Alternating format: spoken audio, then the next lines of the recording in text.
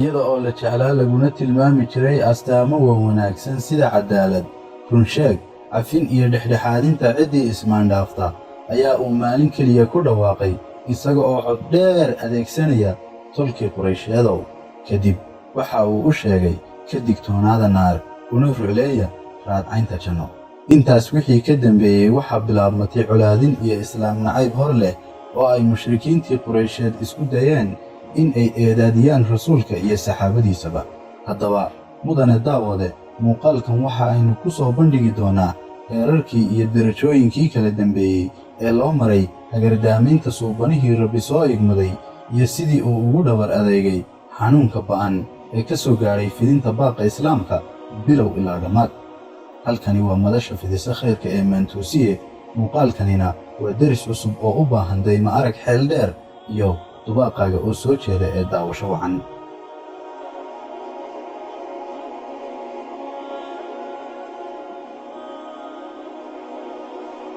aynu wax yar guud marno qaababkii kala duwanaa ee loo dhibay rasuulka iyo saxaabadiisaba innaga oo tibaaxayna arrimahan. ugu horrayn waxa ay ka bilaabeen dirista ergooyin dhiirigelin iyo baqogelin isugu jira. waxa ay isku dayeen in ay ka soo maraan dhinaca mid ka mid ah tiirarkii uu ku tiirsanaa oo ahaa adeerkii Abu Taalib, iyaga oo uga soo ergeeyey in uu hor joogsado wiilka yar ee uu adeerka u yahay. hase ahaatee arrinkaasi waxa uu ku soo dhammaaday natiijo la'aan. tallaabadii ku xigtayna waxa ay noqotay ursi iyo kujeesjees. markii ay tahli waayeen in ay arrinta ergo iyo odayeyn ku soo afmeeraan, waxa ay uga wareegeen kujeesjees iyo quursi sida uu Alle inooga warramay, innaa kafaynaaka almustahzi'iin, annaga ayaa kaaga filnaanay kuwii kugu jeesjeesayey.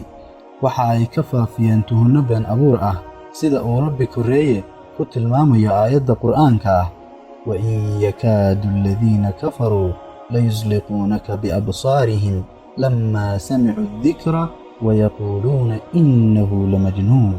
marka ay kuwa ardaallada ahi ku eegayaan, waxaabaad mooddaa in ay isha kaa dhex murkudinayaan marka ay qur'aanka maqlaan, waxaanay ku tiraabayaan wuu waalan yahay.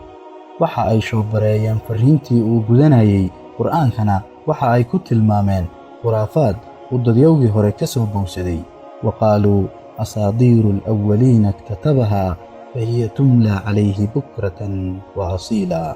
waxaan uu dululuminayaa waa khuraafaad uu ka soo dheegtay dadyowgii hore oo hadh iyo habeen dusha lagaga akhriyo.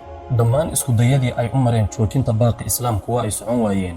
hadda waxa la gaadhay xilligii si toos ah loo beegsan lahaa rasuulka, looguna geysan lahaa hagardaamo, jirdil, cadaadin iyo halgaadin ay u dhibaabeeyeen rasuulkii Alle, naxariis iyo nabadgelyo korkiisa ha ahaatee. waxa ay ku dhibeen salaada, waxa ay korka ka saareen madheer, waxa ay bashaaqiyeen madaxiisa.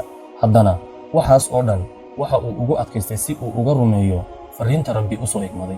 dhibka iyo hagardaamadu kumay koobnaanin oo keliya rasuulka, ee waxa ay u soo gudubtay saxaabadii raacday, sida Bilaal ibnu Rabaax, iyada oo uu Ubay ibnu Khalaf cadceedda yooma ah beerka u dhigi jiray raragga ciidda, kaas oo ay baylisay cadceeddu isaga oo xadhko ku xidhxidh. Muscab ibnu Cumayr, oo ay isagana hooyadii xabsi guri iyo go'doomin sida caadiga ah ka baxsan ka goysay cunidda iyo cabitaanka, kaas oo gaajo u dhiman gaadhay. iyo reer Aala Yaasir oo dhammaantood loo geystay jirdil iyo ciqaab, laguna guray dab lagu huriyey saliid kulul. wadaxaajood iyo isu tanaasul.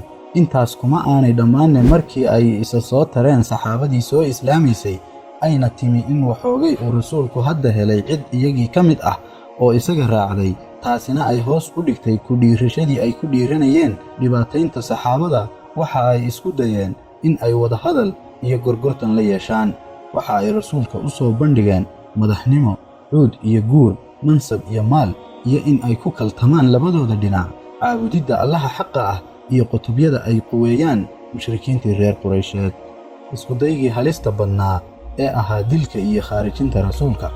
waxa ay isku dayeen in ay nolosha dhaafiyaan rasuulka calayhi salaatu wassalaam. banu haashim iyo bani cabdimudalib waxa ay isku wacadsadeen in ay rasuulka ilaaliyaan, intii kalena waxa ay u bahowday in ay ka takhallusaan. waxaanay go'doomiyeen bani haashim iyo bani cabdimudalib, waxaanay ku baaqeen in aan laga guursan, xidhiidh ganacsina lala samaynin. hase ahaatee Alle ayaa ka ilaaliyey sharkooda, kana samata bixiyey dhagarahooda si uu u noqdo shakhsiyaddii ugu weynayd ee soo martaa taariikhda. haddaba sidee ayaa uu nebi maxamed ku noqday ruuxii ugu mudnaa ee galay diiwaanka taariikhda? sidee ayaa uu isaga oo waxaasoo dhib ah soo maray haddana u hoggaamiyey intii rumaysay iyo intii diiday labadaba? waa maxay sababaha keenay in ay xataa aqoon-yahanka reer galbeed diraaseeyaan mahadhooyinkiisi taariikheed ee dhinacyada kala duwan ee nolosha? nuxurkaasi waa xogta aynu ku iftiimin doonno muuqaalka kan inoogu xigi doona haddii uu alla idmo.